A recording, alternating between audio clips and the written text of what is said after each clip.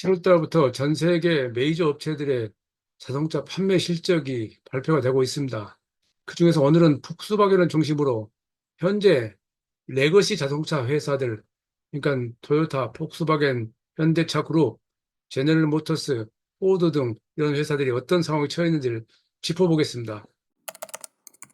이게 폭스바겐 예로 들었지만 지금 폭스바겐하고 다른 브랜드들이 대부분 다 비슷합니다. 폭스바겐은 상반기 판매량이 작년 같은 기간 비해서 마이너스 1% 435만 대였습니다. 그룹 전체가 그렇죠.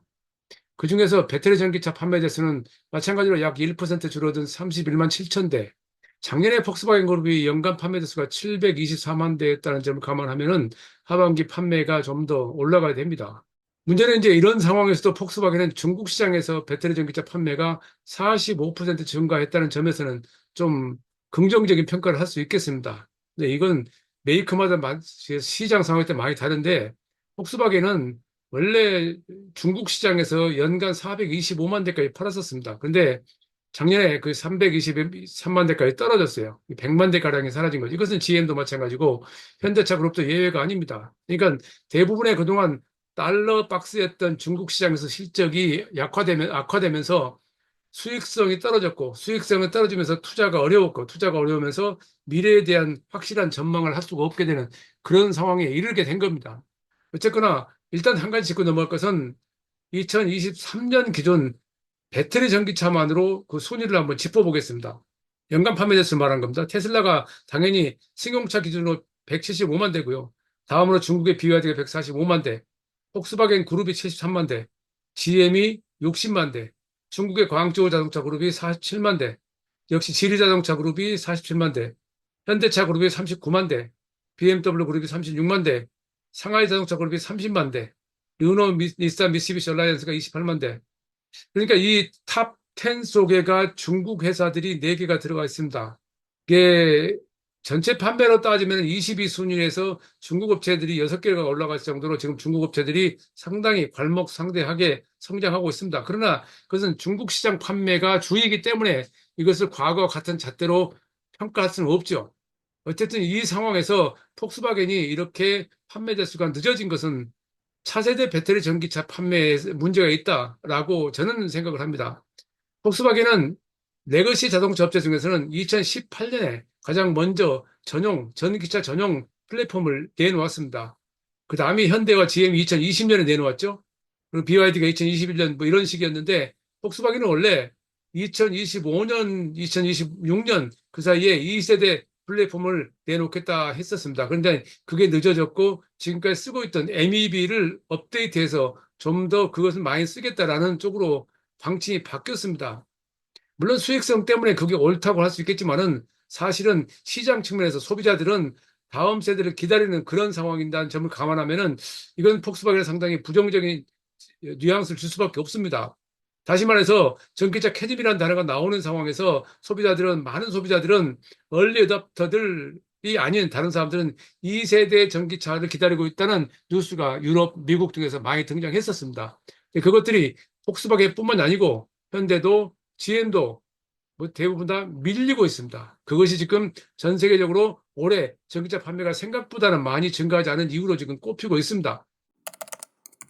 그럼 폭스바겐의 플랫폼 전략을 잠깐 살펴보겠습니다. 이 핵심은 이제 SSP죠. 이게 2026년에 당초 확인했었어요. 오른쪽 그림이 이제 원래 MEB가 기본이고 지금 쓰고 있는 거고요.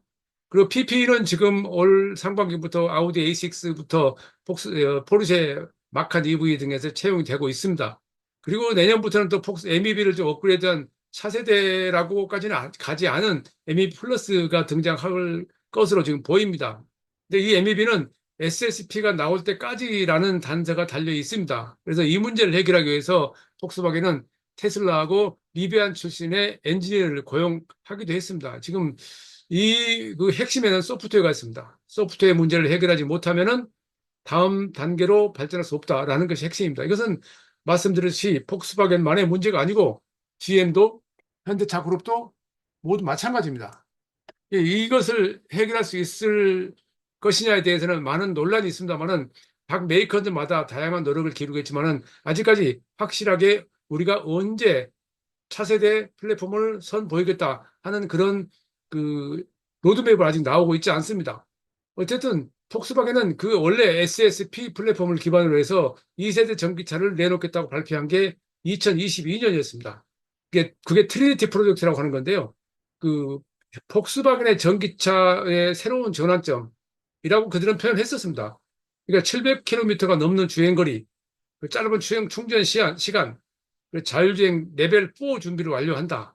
그래서 그 SFP 플랫폼 기반으로 4천만 대 이상 생산하면서 목표를 잡았었습니다. 상당히 폭스바겐에서는 야심찬 계획이었죠. 그래서 그렇게 내놓은 첫 번째 모델이 이제 폭스바겐 브랜드에서는 트리니티로, 아우디에서는 아폴론이라는 이름으로 나온다고 했었습니다. 폭스바겐 트리니티브는 소프트웨어 정의 확장 가능한 시스템 플랫폼 기반의 첫 번째 전기차다라고 이제 정리를 했었는데 이게 제대로 되지 않으니까 내후년부터 기존 MEB 플랫폼을 MEB 플러스로 업그레이드해서 SSD 플랫폼 나올 때까지 계속 사용하겠다는 쪽으로 바뀐 거죠. 원래 SSD 플랫폼 기반 첫 번째 모델은 골프 EV였습니다. 골프 EV에 대한 출시 이야기가 많이 나옵니다만 원래 지금 폭스바겐의 전기차 이름은 ID4, ID5 이런 식으로 이름이 명명되고 있죠. 그런데 앞으로 나올 전기차들은 어쩌면 ID 다음에 숫자가 아니라 기존의 차 이름이 그대로 붙일 것으로 이미 정해진 상태죠. 예를 들어서 폭스바겐 ID 골프, ID 티구안 뭐 이런 식으로 가는 거죠. 명명법도 바뀌는 건데 그런 과정에서 어쨌든 소비자들로부터 관심을 끌어야 되는데 그것이 제대로 되지 않아서 지금 폭스바겐이 전기차가 이 대중화 시대를 들어가는데 폭스바겐은 물론이고 다른 레거시 자동차 회사들이 어려움을 겪고 있는 것으로 지금 그렇게 해석이 됩니다. 그래서 이 문제를 해결하기 위해서 폭스바겐은 중국의 샤오펑, 미국의 리비안 둘 다 스타트업이죠. 그러니까 오래된 회사가 아닙니다. 그런데 이 회사들로부터 소프트웨어 플랫폼 관련 기술을 이용하기 위해서 합작을 합니다. 투자를 합니다. 이게 과거에는 그 상상할 수 없었던 일이 벌어지고 있는데 현실이 그렇습니다. 그걸 우리가 올바로 이해해야 되는데 샤오펑하고는 신차 개발 그리고 이 전기 전자 아키텍처를 공동 개발하겠다라고 했습니다. 그래서 샤오펑의 G9 플랫폼을 기반으로 폭스바겐 브랜드의 전기차 모델 두 가지 공동 개발한다. 물론 중국 시장에서 판매하는 것을 목표로 하고 있죠. 더불어서 이 아키텍처 기술 협력을 위해서 프레임워크 계약을 체결했다라고도 발표했습니다. 네, 이게 어떻게 진행이 될지 봐야 되겠지만 이것은 중국 시장의 소비자들이 워낙에 스마트카, 스마트 드라이빙에서 관심이 높기 때문에 좀 더 빠른 속도로 중국 시장용 모델에 대응하기 위한 것으로 그렇게 읽힙니다.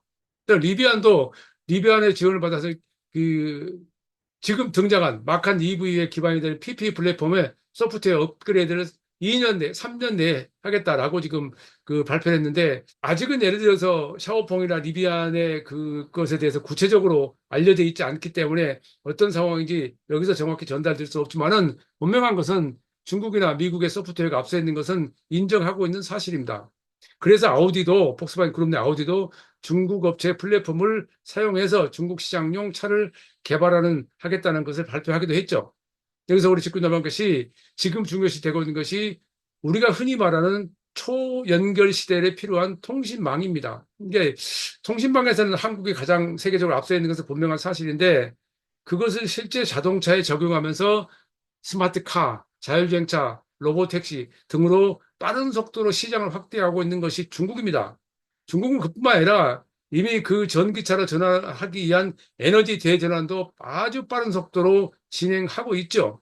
최근에 한 데이터를 보면은 중국의 전력 발전하는 발전소 비율을 보면은 석탄 발전소가 46%가 떨어졌답니다. 불과 10년 전에, 5년 전에 70%, 60% 이렇게 떨어졌었는데 그게 50% 이상 내려갔습니다. 그리고 거기에서 재생에너지가 52%로 올라갔습니다. 이건 설비 기준이긴 합니다만은 어쨌든 그 재생에너지에서 이미 태양광 발전은 전 세계 태양광 패널 시장에 중국이 장악하고 있고요.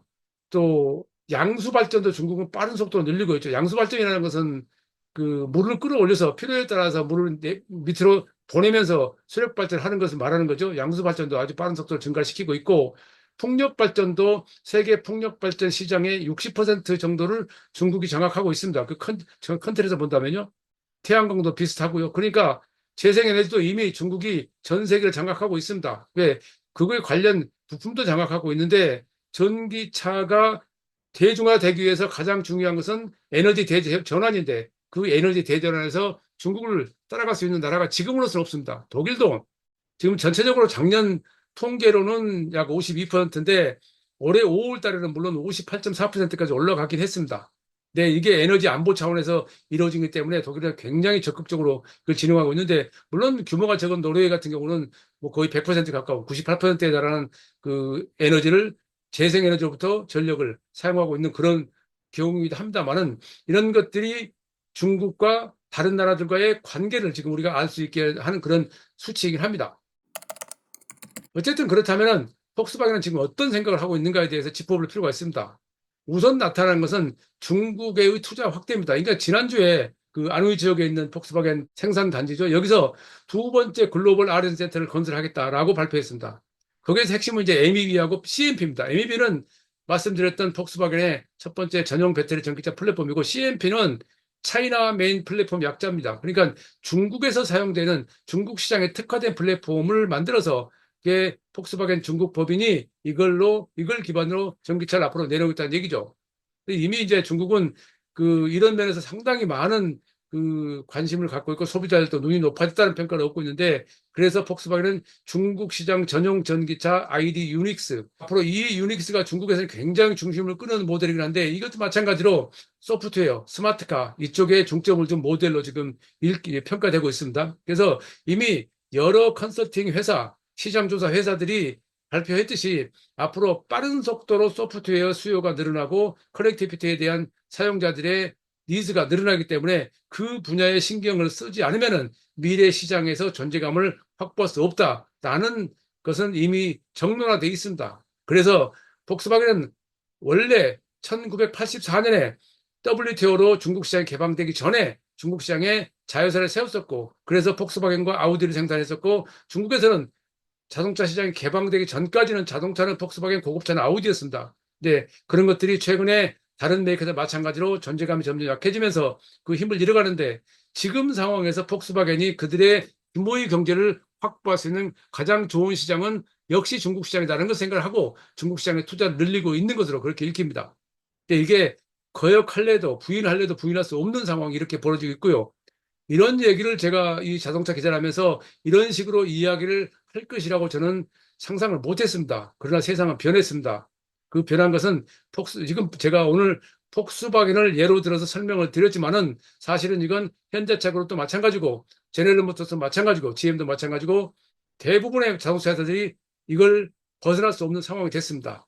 이것이 우리가 어떤 식으로 우리식으로 해석할 것도 있겠지만은, 우리의 장점을 살리고 그 장점을 살려서 세계 시장에서 우리가 수출 중심의 나라인 우리가 세계 시장에서 존재감을 확보하기 위해서는 우리 나름대로의 좀 더 치밀한 전략이 필요하지 않을까 하는 생각을 합니다. 어쨌든 폭스바겐의 전기차 전략을 통해서 지금 원래 레거시 자동차 회사들이 어떤 상황에 처해 있는지를 짚어봤습니다. 최영석의 글로벌 인사이트, 다음 시간에 뵙겠습니다.